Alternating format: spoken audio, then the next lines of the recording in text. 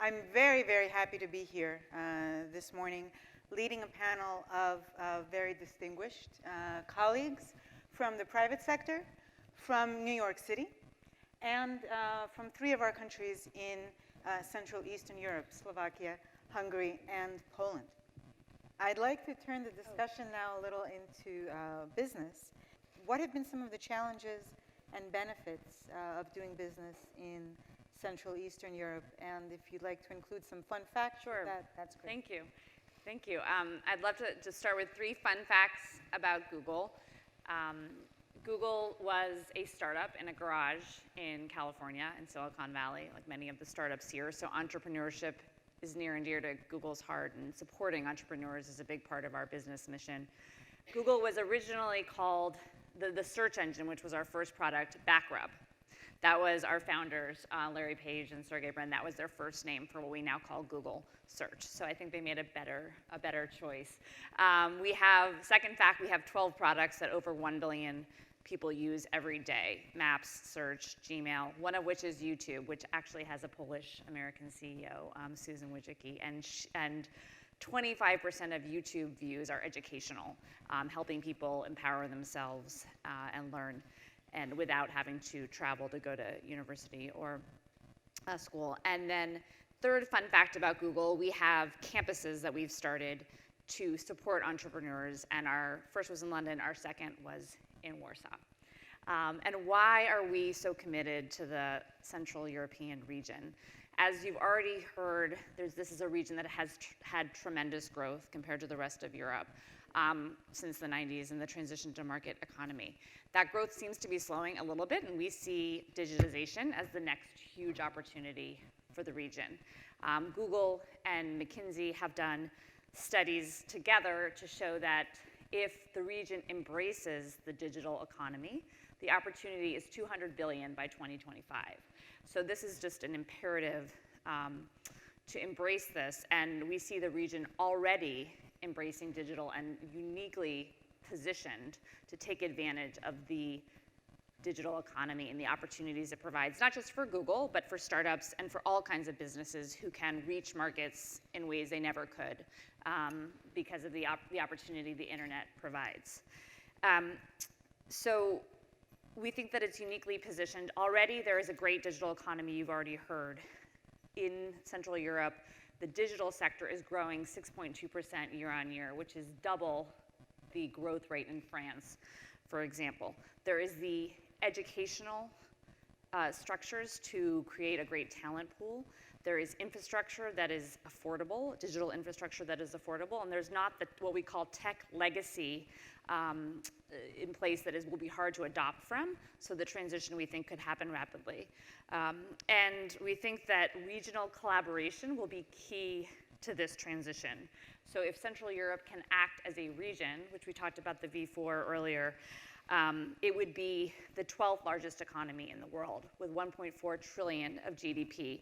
And from what I do for Google, I'm a lawyer for Google, what we see is the need to collaborate across government policy that will, in Brussels, but also at home in the region, that will allow innovation to keep being stimulated and grow. And we think that industry, Google, we have a large role to play in that, as does government, and want to work together on that. Thanks. Wonderful, thank you.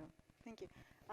I'd like to turn to New York City to tell us what are some of the challenges or benefits to doing business here? Right. And what are some of the professional assistance programs that the city offers? Yeah, so I'll start on the positive aspect also, given the international crowd. I think one of the tidbits I'd want to share is that the majority of small businesses in New York are immigrant-owned. So international businesses continue to really, fuel the economy in New York City. So that's something really, really important. Also, really deep into the values that we work on in international business. I share the aspect of there's amazing things about New York. And I think one of the things, the reason also our office exists on the economic development side is particularly because New York can be quite a big, hairy place that's hard to navigate. So New York is 1.8 trillion GDP, which is larger than all but 11 countries in the world. It has sectors across everything you can think of. And it's huge, it's bubbling, it's steaming, and it's, you know, it's not just a city, but it's like coming to a new country when you come into New York City. So I think one of the challenges is navigating what are the opportunities that is right for me at the size of my business, from either ideation, startup, scale up. And you know, the work that my office is doing is, you know, working with international businesses that are trying to come here to help them navigate, you know, the city. Where do they need to go to get access to finance? Where do you need to go to get legal support? Where do you need to go in regards to community, right? So I think I'd speak specifically on some of the exciting programs that the city is doing specifically for women. So we have We NYC, some of you might have heard about it, so Women Entrepreneurs, New York City. And we've worked with Google on a number, Google's doing such amazing things. So one of the programs was Mother Coders, and in partnership with Google and We NYC, to help women that are returning to the workforce to get connected and tapped into and train up to take advantage of the digital economy as one. And We NYC broadly really provides, you know, I think we talked, I was really impressed with the community presentation that Havaz had said.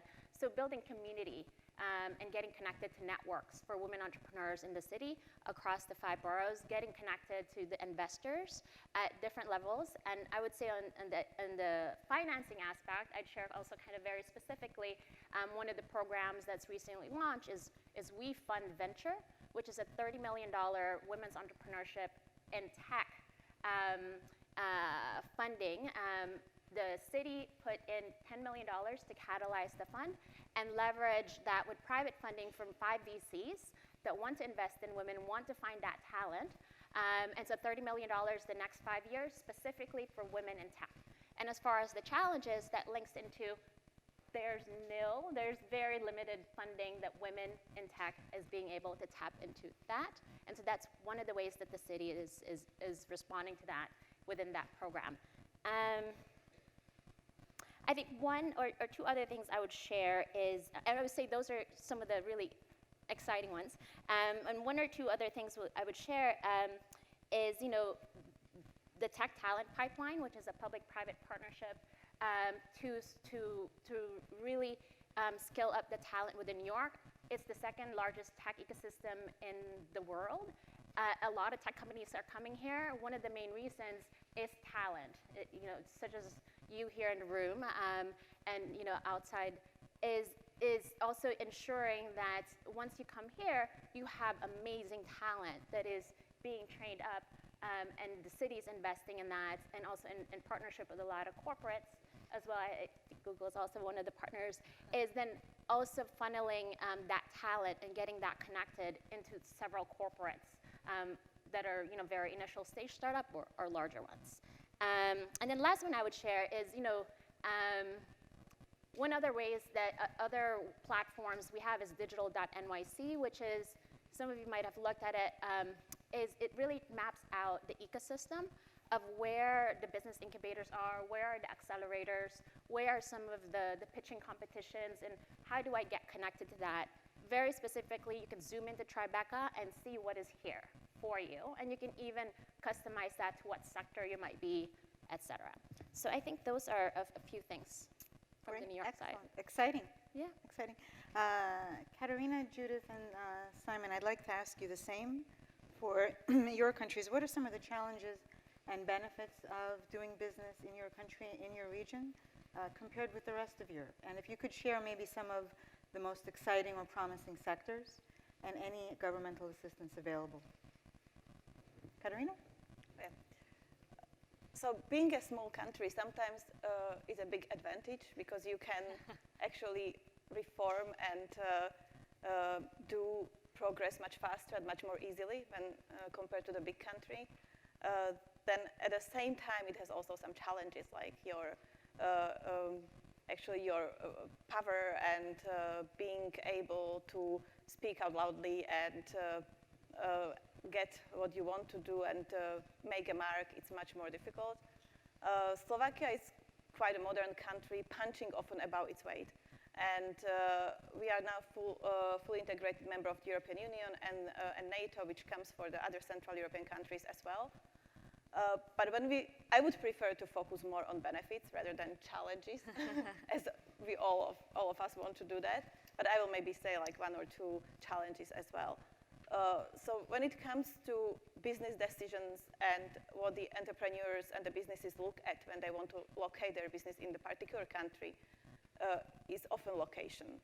And Slovakia, as much as probably it goes for Poland, Hungary, Czech Republic, is very well located in the center of Europe. So basically from Slovakia you can, the panel is over.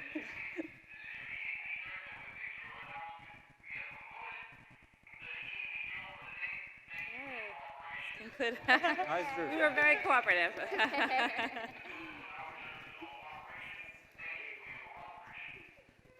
He's stealing my time.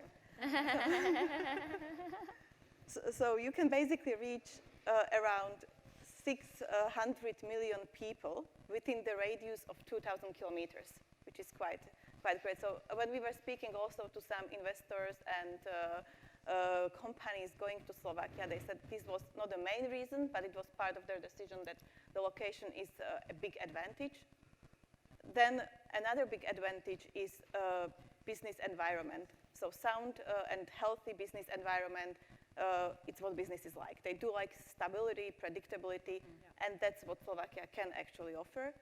We have been now growing for a couple of years by 4%. The GDP growth was really much above the EU average, where it was around 2%, so basically double. We have euro since 2009. It is probably different to other Central European countries. We decided so because we felt that Slovakia would be basically like a fast car, but on slow tires and old tires if we don't go and adopt euro. And euro for us lowered the risk of transactions and of exchange risk. It lowered the cost of transaction and making all the trade much easier, and also making the more stable and predictable the environment. So that was one of the great advantages which also the investors took into account when they were coming to Slovakia. Unemployment level is really getting much lower. Like when you look at when you look at the time when we actually, not 90s even, like when we joined the European Union in 2004, it was around 18%. And today, it's getting below 5%. And there I would like to mention one of the challenges is that we started to actually face the challenge what other advanced economies do face, and it is the shortage of labor force. So we have to look also abroad and opening up more for workers and people from other countries, and this was a challenge for Slovakia for some time. We didn't have proper visa.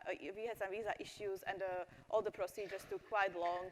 And today, the government is adopting the measures which can actually make this much easier. So, as I mentioned, location, sound business environment. We are actually the country which is the most open economy in the EU. When you look at the export of goods to GDP, and also number one globally when it comes to trading across borders. So the third I would like to mention, it's also an advantage, but it's also a challenge, and it's our very strong sector, the automotive industry. We are the car producer powerhouse, basically. We produce close to 1.5 million cars a year, and when you look at the population of 5.4 million, it's quite a lot. We are basically number one producer of cars per capita in the world. But it's also a challenge, because then you really rely on a sector which might not go too well. So we look at other sectors and we try to really diversify our economy. And then probably the very last advantage would be that our R&D and innovation sector is really booming, and Also, the government is putting a lot of effort into making this sector one of the key sectors of Slovak economy and the drivers of growth. And there, maybe I would connect to the potential great sectors and like the ones for future growth. So for us, it's R&D and innovation. Namely, we are looking at biotech, nanotechnology, automation, digitalization, and the whole ICT sector, and then smart technologies would be like the main sectors that are like kicking growth in Slovakia now. And then, which is also quite interesting, would be business processing and shared service centers. These have been in the past 10 years the quickest growing sector in Slovakia. Like around 5 or 6 years ago, we had 35 such centers in Slovakia. Today there are over 60, employing around 60,000 people. And it's mainly in finance, IT, and sales and marketing. So that is another like sector which is still like booming and growing in Slovakia, but worth looking at. And I forgot the very important advantage, which is people. Actually, like if you have right people, then you have it all. And Slovakia, as probably other Central European countries, has very high university attainment levels. And actually more women than men have the university degree in Slovakia. Yeah, that would be. Thank you, Katerina. Judith, tell us about Hungary. What are some of the benefits and challenges? Thank you so much. So we have many things In common. in common, just like as you mentioned, Katerina. So Hungary has a very open economy as well. The export over GDP ratio is 90%. So our economy is very much driven by international businesses, which is a good thing. Although Hungarian SMEs play an important role of the Hungarian economy, especially when it comes to employing people. The two most important characteristics that I would like to mention and highlight when it comes to speaking about the Hungarian economy is stability and predictability, especially since 2010. When our present government came into force, they have introduced many measures to ease doing business in the country. So nowadays, you don't need more than 7 days to establish a company officially in Hungary, which is one of the shortest periods in Europe. Our tax system is, well, I'm telling you the figures, and it's up to you to decide what it is like, but the corporate income tax is 1 digit, 9% flat rate in Hungary, so whatever business you do, you don't pay more than 9% corporate tax, and you can get some reductions if you do R&D or you invest.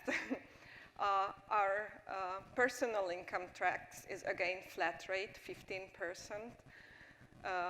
So compared to the taxes here in New York, this is significantly lower. And the social contributions that employers pay after the wages and salaries that they pay for their employees are being reduced also. So each and every measure aims at having more vibrant business life in Hungary. And we've been pretty successful throughout the last couple of years, I would say. We have also reshaped the education system in Hungary at tertiary and secondary level as well. At tertiary level, there are many more state-financed seats for STEM studies, for mathematics, physics, IT, of course. So it happened a couple of years ago, so we are starting to see the output, the increased output of youngsters with such degrees. And at secondary level, we introduced the so-called German type of vocational education, meaning that at vocational education having an apprenticeship is a part of the curriculum, which is which has been a desire of the companies, especially production companies. When it comes to sectors that are doing very well, I would like to highlight two. Automotive is fantastic in Hungary as well. We have 4 OEMs operating in Hungary: Suzuki, the Japan car manufacturer, and the 3 German premium car manufacturer company have huge footprints in Hungary. The oldest one is Audi, with its 25 years of history. Actually, Audi is operating its largest engine manufacturing in the world in Hungary. So most probably the Audis that are running in New York City streets are having engines coming from the city of Győr, from Hungary. Daimler also has a huge plant in Hungary. So it's pretty sure that Mercedes CLAs in the streets of New York are exported from the Hungarian facility. And just last year, BMW decided to set up a plant in Hungary, in the eastern part of Hungary. All car manufacturers do traditional type of or produce traditional type of cars, but we can see a shift of production towards electric cars. So moving up the value chain and doing more and more high value-added activities is there in case of every company operating in Hungary, I would say. The other sector that I would like to highlight is business services sector, for sure. In many times we are in competition with our V4 partners for such projects.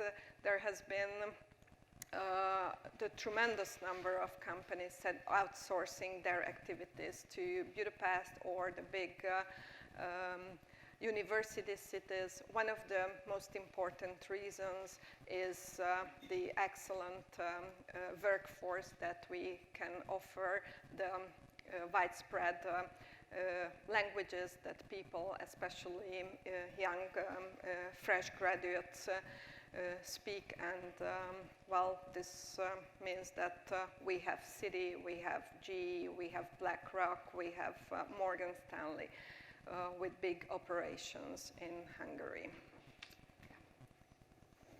Thank you, Judith. Okay, I see that our time is almost up, but I will be short then. A lot of was said, because Poland is not much different than those countries here. We are also great in IT services. I would like to say that almost over 800 US companies already trusted Poland to be the place to invest. So it's a pretty good number. $32 billion they invested in Poland for now.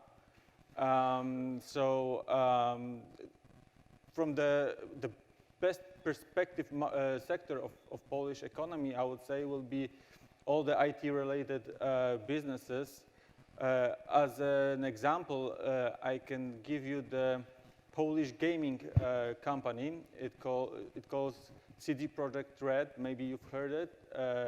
They are the producer of the game Witcher. That is the best game, voted best game, RPG role-playing game last year. And they started this company in Poland, in Warsaw, in 1994 with only $2,000 in their pockets.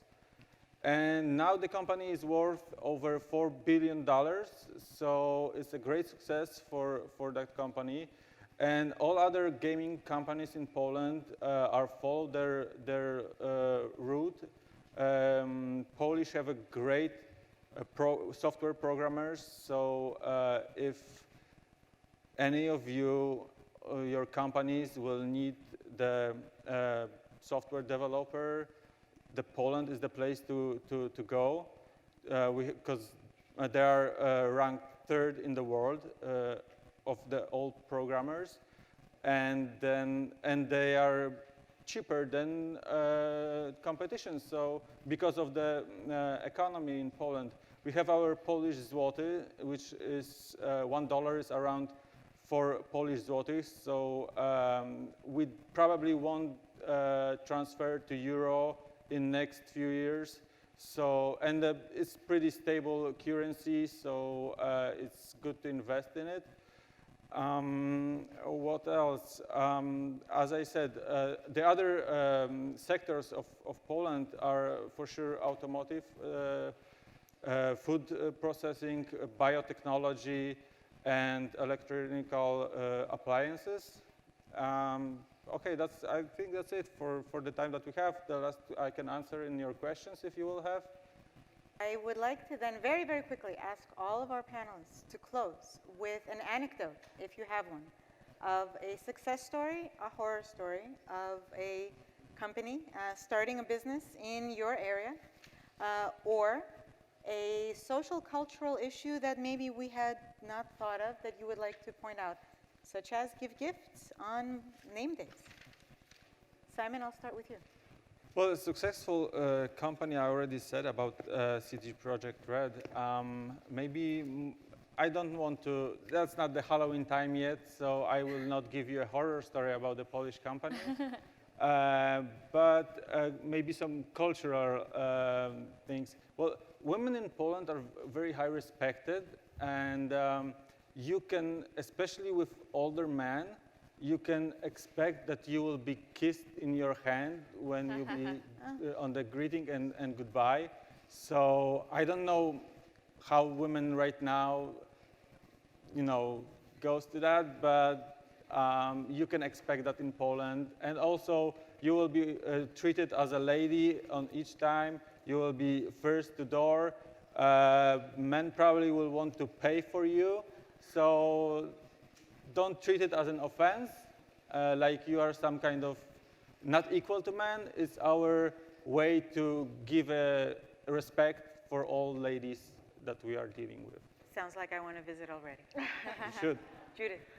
Hungary is famous for its hospitality, especially when it comes to people coming from abroad. We tend to be even more friendly with them. So this is something that you have to be prepared for. Even if it's a business meeting, you might be invited for a dinner. After that, you may have to drink a couple of special shots called palinka with your Hungarian business partner. And also, if we are speaking about alcohol, I would like to bring here wine, which Hungary is famous for, especially Tokaj wine. However, during the summer, we tend to drink wine with sparkling water. We call it fröccs. So a nice white wine, dried white wine with some sparkling water is excellent in the hot summer days. The same goes with the pink rosé wine. This is a Hungarian specialty that you would never come across anywhere else in the world, only in Hungary. So be prepared to get some fröccs when you're in my home country. Delicious. Well, I will also not talk about the horror stories. I actually do not know any, probably. It doesn't come to our embassy. They don't complain too much, or they just don't speak about it. But I will talk very quickly about 3 success stories from different sectors. So first of all, for example, in business processing centers, we have company Dell in Slovakia, and they started as a very small call center for German-speaking clients, and today they grew into the financial hub for the global financial hub, basically. So it's quite a success story, and others like AT&T or Amazon are also the ones they're fairly successful in Slovakia. Then on the R&D and innovation cooperation, and also cooperation between Slovakia and the US in terms of variety of projects, I would highlight the company Tachium which actually produces ultra-fast or develops ultra-fast microchips. And this is a brilliant project of US-Slovak cooperation because they have their seed in California, and then they have their seed in Slovakia, and they're going to build the R&D center in Bratislava in Slovakia. And the last, but not least, I would like to mention Slido, which we are using today. So Slido is a Slovak company.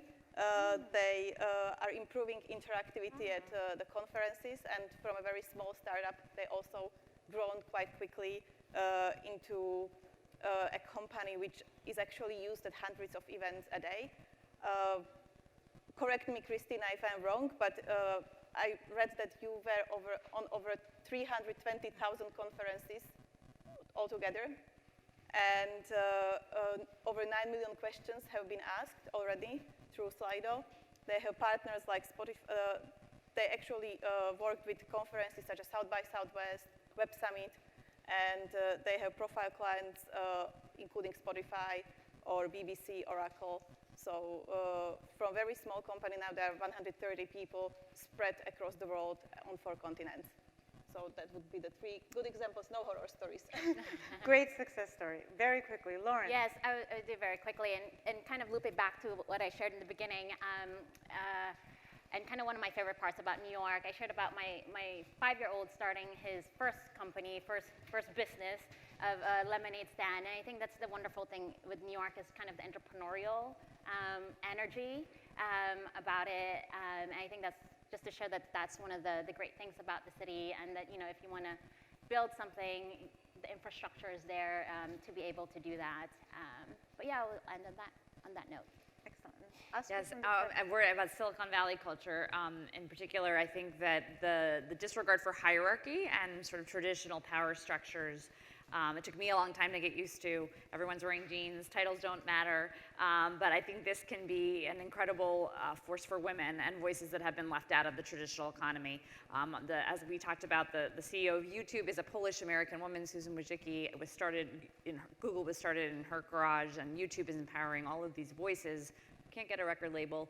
I didn't know this until recently. Lil Nas, if you've heard the song Old Town Road, which is the most successful song in history, and was a guy sleeping on his couch who put his song on YouTube and couldn't get a traditional record label and broke all records using YouTube. And so that's kind of the voices that the internet and technology can empower.